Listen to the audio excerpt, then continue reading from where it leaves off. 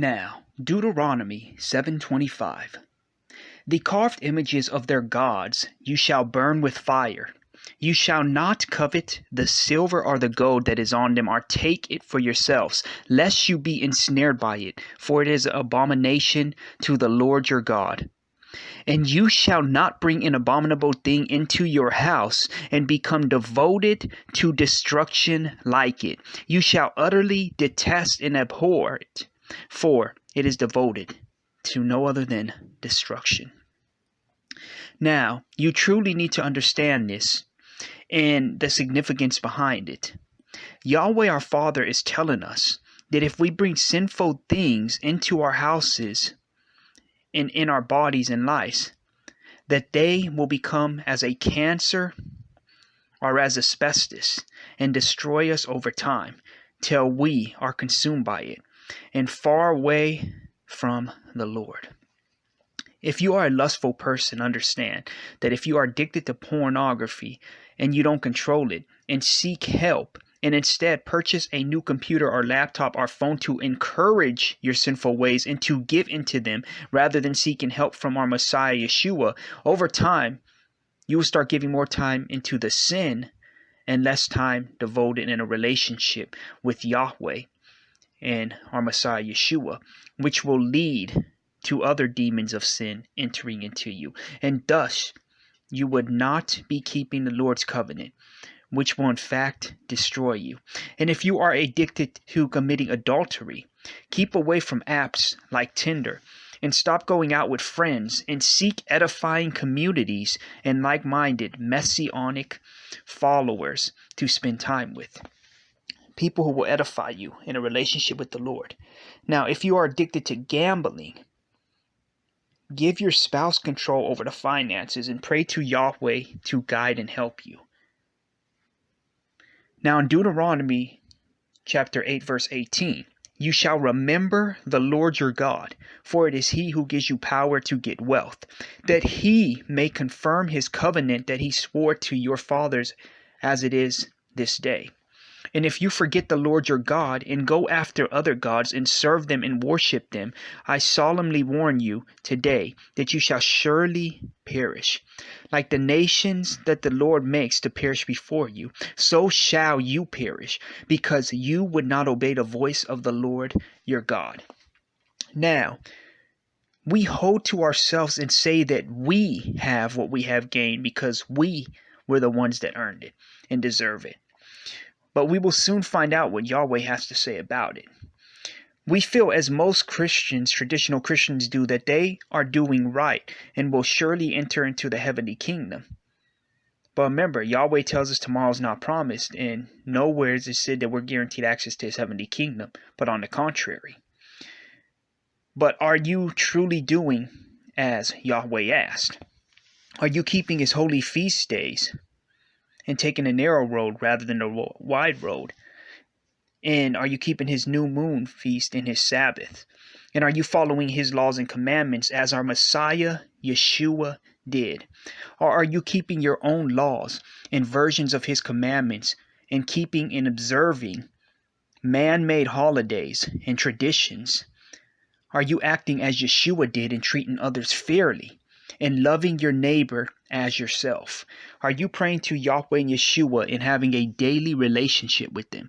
Because I tell you, in this world that we're in right now, without having Yahweh and Yeshua in your life on a daily, things will come and take you from each and every corner and every way, and every form and everything in your life will come after you that's not of Yahweh. That's why you need to build a strong relationship and foundation with him and continue to speak to him, communicate with him, and pray that you would have the strength to get past these things and have the know-all and to see these things coming. You see, many say that the law was nailed to the cross, but nowhere, and I mean nowhere in the Bible, is that heard or seen. But on the contrary, we see that Yeshua lived the law and became the ultimate sacrifice, even after he left to our Father. His disciples continued to keep and observe the law. You see, our Messiah Yeshua died on the stake to forgive us all of our sins. and to connect us back to our Father through him as our high priest. Now, when we were forgiven, it did not give us the right to run off and do what we want and then just seek forgiveness from it every time. We must act on it and change and become like our Messiah and do as he did and follow Yeshua now. You see, we must grow and continue to get over the sin and not continue to sin. Yeshua, with his forgiveness, is like this. Say you were speeding on the highway and a cop or highway patrol officer pulled you over. Now we'll say this is Yeshua. Now he let you off with a warning in hopes that you would take this lesson and learned and now know. Now, if you continue to do this speeding on the highway, the next cop pulls you over but won't give you a warning. And you could possibly die before then or after from a fatal car crash. But if you follow Yeshua as the first cop that pulled you over, you would not continue the same sin and keep tempting fate by speeding, which could lead to death, where there is no more coming back from. Now, Yeshua would only take as a bride those who have been righteous and are dressed in white garments. But when you sin, it is as if you have been cheating on your bridegroom, Yeshua, and sleeping with the enemy, Ha-Satan. Now think about that. It changes the way you look at things when it comes to sinning now, right? Now, with the first cop, Yeshua, we have been warned and forgiven. But after we have accepted Yeshua, it does not continue to give us the right to sin and turn away from him and our Father, Yahweh. Not because of righteousness is what we need to understand. Now, why we have what we have, though we are not worthy, and what Yahweh has to say about that.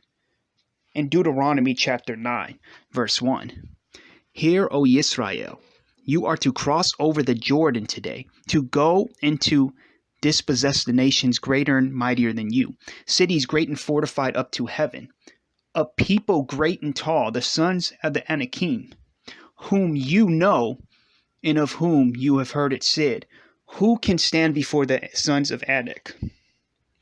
Now, therefore today, know that he who goes over before you as a consuming fire is the Lord your God, who will destroy them and subdue them before you. So you shall drive them out and make them perish quickly, as the Lord has promised you. Now do not say in your heart, after the Lord your God has thrust them out before you, that it is because of my righteousness, you see, that the Lord has brought me in to possess this land. Whereas it is because of what? The wickedness of these nations that the Lord is driving them out before you. Not because of your righteousness or the uprightness of your heart. And are you going in to possess this land? But because of the wickedness of those nations, the Lord your God is driving them out before you. And that he may confirm the word that the Lord swore to your fathers, to Abraham, to Isaac, and to Jacob, because he's a faithful and a loyal God, the one and only.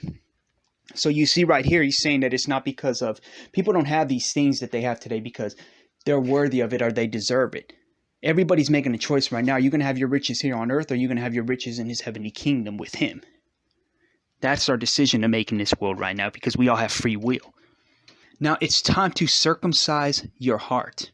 Deuteronomy chapter 10 verse 16. Circumcise therefore the foreskin of your heart, and be no longer stubborn. For the Lord your God is God of gods and Lord of lords, the great, the mighty, and the awesome God, who is not partial and takes no bribe. He executes justice for the fatherless and the widow, and loves the sojourner, giving him food and clothing. Love the sojourner, therefore, for you were sojourners in the land of Egypt, Mitzrayim. You shall fear the Lord your God, Yahweh. You shall serve him and hold fast to him, and by his name you shall swear. He is your praise. He is your God, who has done for you these great and terrifying things that your eyes have seen. Your fathers went down to Egypt, 70 persons, and now the Lord your God has made you as numerous as the stars of heaven.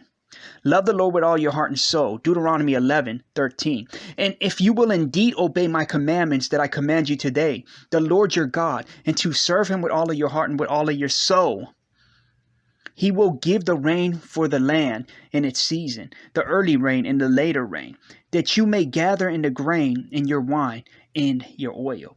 And he will give grass in your fields for your livestock, and you shall eat and be full. Take care lest your heart be deceived, and you turn away and serve other gods and worship them.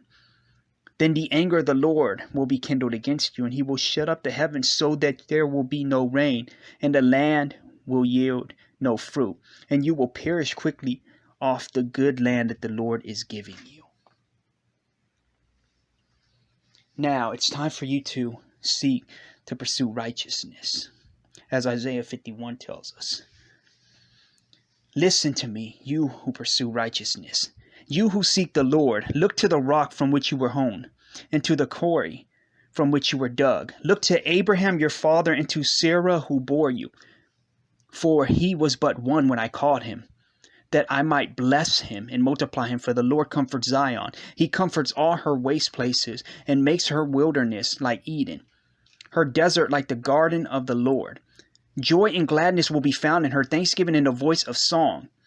You have to see this, and you see what it is that we turn from the Lord because we do not have full faith in him, and we doubt him, just like Thomas. Because if we fully and truly believed in him and knew him, we will be just like him and trust in him wholeheartedly. You see, in Matthew chapter 16, verse 13, now when Yeshua came into the district of Caesarea Philippi, he asked his disciples, who do people say that the Son of Man is? And they said, some say Yochanan, John the Baptist.